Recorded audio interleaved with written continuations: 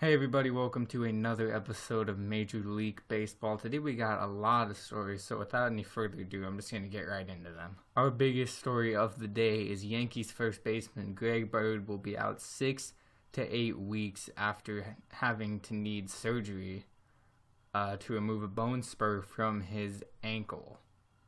This is obviously a huge loss to the Yankees. They were looking pretty good going into the season. They just got Stanton. And obviously they have Judge and Sanchez and all these other guys. So they were looking pretty good in terms of a chance to win the AL pennant and just win the American League East. However, that's going to be impacted greatly now due to them losing Greg Bird. So we'll have to see how that develops for the Yankees. Our next story for today is former second baseman Albert Bell has been arrested on 2 accounts of indecent exposure, 1 account of driving under the influence, and 1 account of extreme DUI. If you grew up watching baseball in the 90s, then you probably remember Albert Bell as one of the hottest players on the Indians in that 90s dynasty that they were trying to build.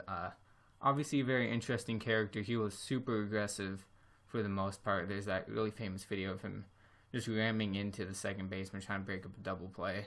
I personally never got to see him play, but I've heard stories about him. I've seen MLB Network specials, all sorts of stuff. This is obviously very bad as he was at spring training as well, so hopefully he gets his situation fixed up for himself. And now on to another interesting story for today. Tim Tebow is being moved up to Double-A. That's right, Tim Tebow is being moved up to Double-A.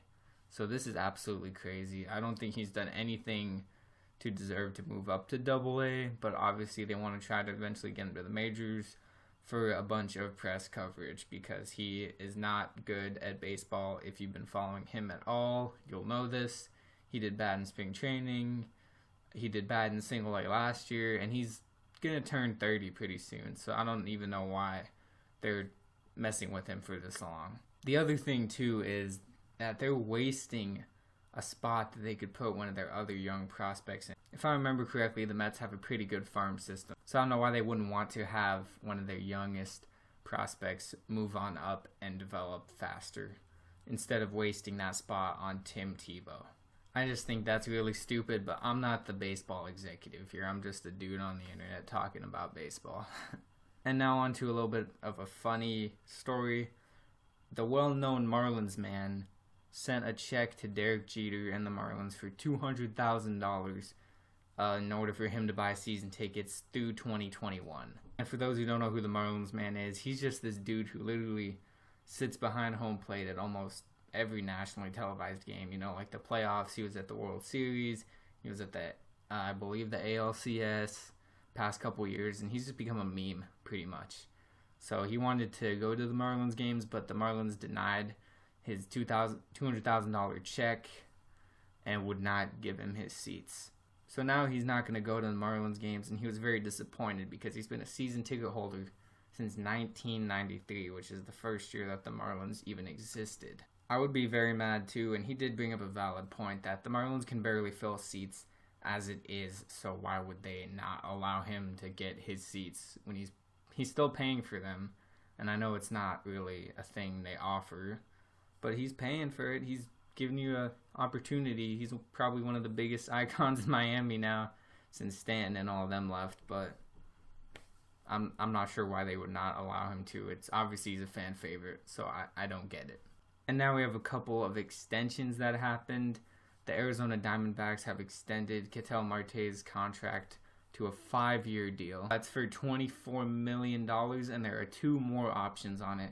I can bring it up to a $46 million deal over 7 years. I haven't seen much of Ketel Marte last year ever since he's been on the Diamondbacks, but I remember with the Mariners he's pretty good, and I think this is a solid deal for them because they've got third base covered, they've got first base covered, they got the outfield covered with AJ Pollock in the outfield. They got Paul Goldschmidt at first base, and Jake Lamb. Jake Lamb's their third baseman, so they're starting to form a pretty good team here. They went to the wild card last year, so I think this is a great move for them to keep Marte long term. And for our second extension story today, this is a very interesting one. The Phillies have signed their top prospect, Scott Kingley, to a 6-year, $24 million extension before he's even made it to MLB. It also includes 3 club options that can turn into a 9-year deal through 2026. He's just the second player ever to sign a deal like this before even making it to Major League Baseball. So this is pretty cool for him. He's going to be guaranteed $24 million and then whatever the 3 club options can add on top of that. So that's very awesome for him. I have personally never heard of him, but I feel like this would probably be a good move for the Phillies then because they're still in rebuilding mode. They just recently signed Carlos Santana, and now they have Jake Arrieta. So they're starting to build another team here, and maybe they can eventually get back to how they were in 2010. And one final story today. My favorite player in the world, Jose Bautista, has drawn some interest from the Braves and Rays, but there are conflicting reports. Most of them are saying that they're not interested anymore, but they were interested before. And it's kind of unclear what's going on. I'll link the article from MLB.com below.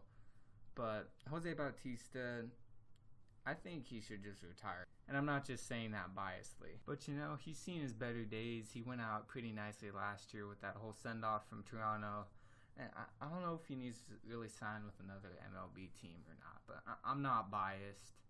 I just, I think it's the best move for his career. So that's all I have to say about that, guys. Those are all of our stories for today, guys. I know that was a lot of info. I was trying to get through it fast so this isn't like a 10-minute video. But I think I did a decent job of that. If you guys enjoyed, be sure to drop a like and leave a comment below. Let me know what you think of all of this news. I think that 6-year extension for the dude who hasn't even made it to MLB is pretty crazy. But that's good for him. Happy for him. That's awesome to get before you even make it up there. And with that being said, I'll see you all in the next video.